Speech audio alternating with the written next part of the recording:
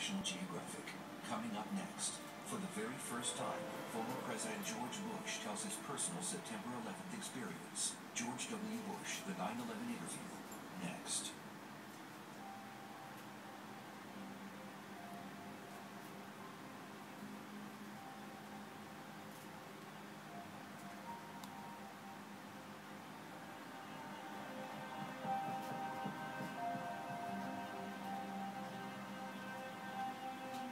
September the 11th was a monumental day in our nation's history. It was a significant day, and it was obviously, it changed my presidency.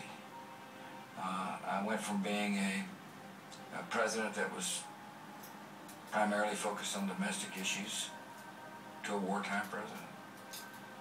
Something I never anticipated, nor something I ever wanted to be.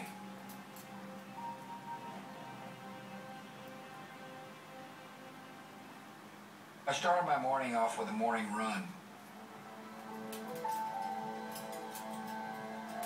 And I can remember running on the golf course of this resort where I was staying, and it was pretty dark. And I'm sure some of the people associated with the hotel looked out the window and saw these headlights illuminating a path for a runner, saying, "Who is this nut out there running?"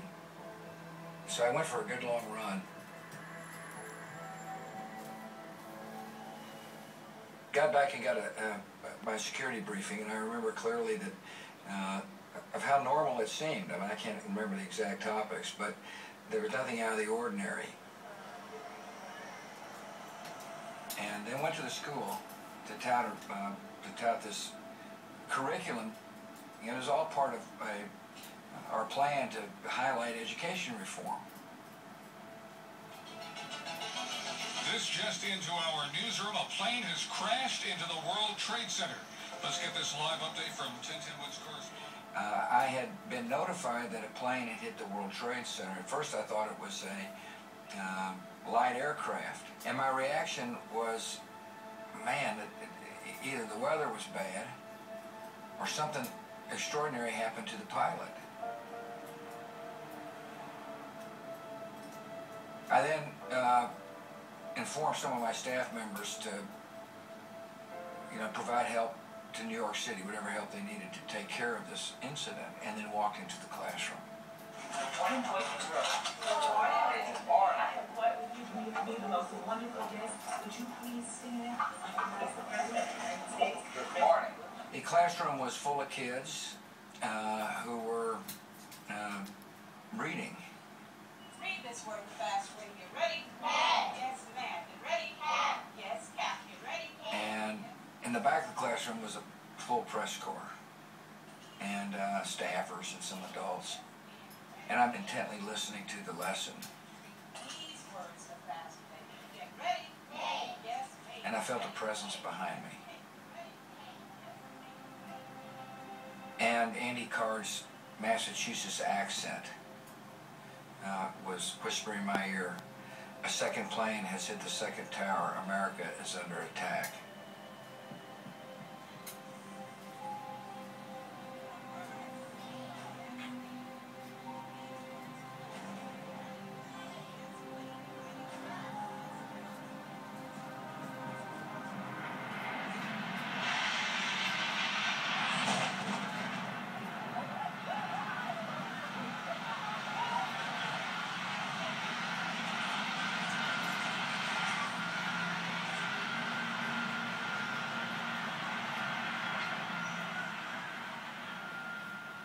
My first reaction was anger, who the hell would do that to America?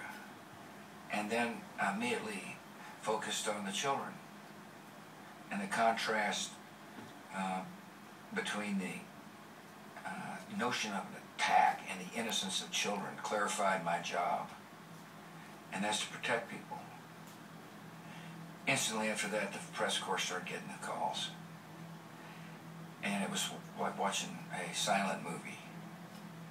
In the back of the room, reporters were on their cell phones. They were getting the same message I got, which meant that a lot of people would be watching my reactions to this crisis. So I made the decision not to jump up immediately. I didn't want to, and leave the classroom. I didn't want to rattle the kids. I wanted to project a sense of calm.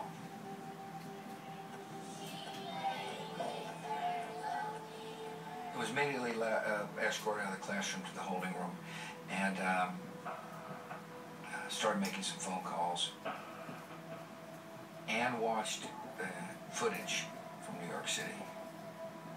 Major disaster in New York City this morning. Both towers of the World Trade Center have been hit by aircraft. Both are in flames. Both suffered explosions. Obviously, I was horrified like everybody else, but unlike everybody else, I had a job to do at that particular moment. I'd been in enough crises as governor to know that the first thing the leader of an organization or state or country's got to do is project calm.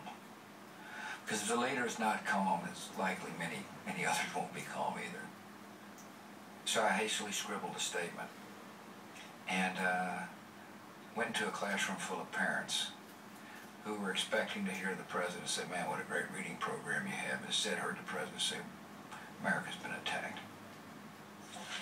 Please ensure all cell phones and pagers are off at this time. Thank you.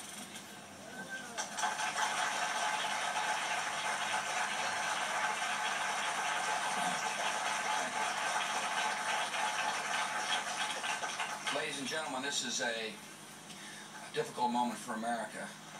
A lot of times the president is placed in a bubble or a capsule. In this case, I was able to see the reactions of our fellow citizens. The shock, the concern, the horror, the worry. Today we've had a national tragedy. 2 airplanes have crashed into the World Trade Center in an apparent terrorist attack on our country. And I didn't linger much in the classroom after I'd given my statement because the Secret Service was anxious to get me on the move. I was immediately whisked away from the school, put into the armored limo that always follows the president, and we're flying down the highway.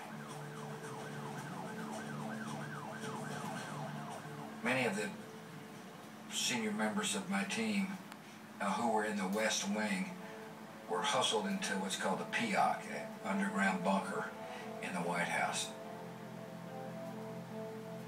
Condi Rice was there. Of course, Vice President Cheney was there. So I immediately tried to make contact with them, and did. Although, I must tell you, the communication system was not very effective.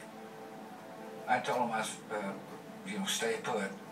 They'd be hearing from me, and I'd be heading home. And Condi calls me from the secure bunker and says, a 3rd plane has hit the Pentagon.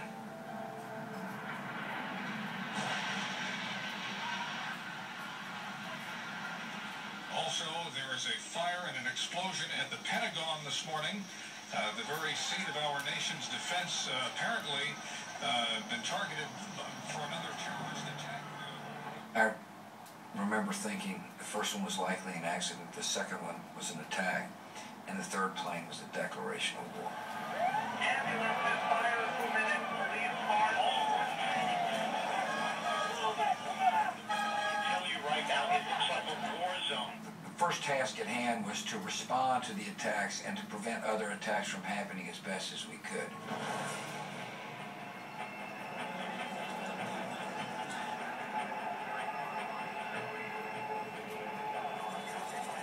I got to the base of the plane and the whole situation looked different.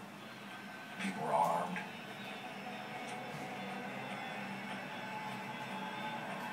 Stewardesses at the top of the stairs were sad and concerned and frightened. I remember giving them a big hug and saying, everything will be all right. And I said, let's go to Washington. I wanted to be in Washington, D.C. as the commander-in-chief at a time of war. And I needed to be, in the Capitol, making the decisions necessary to protect the homeland and recover from the initial attacks.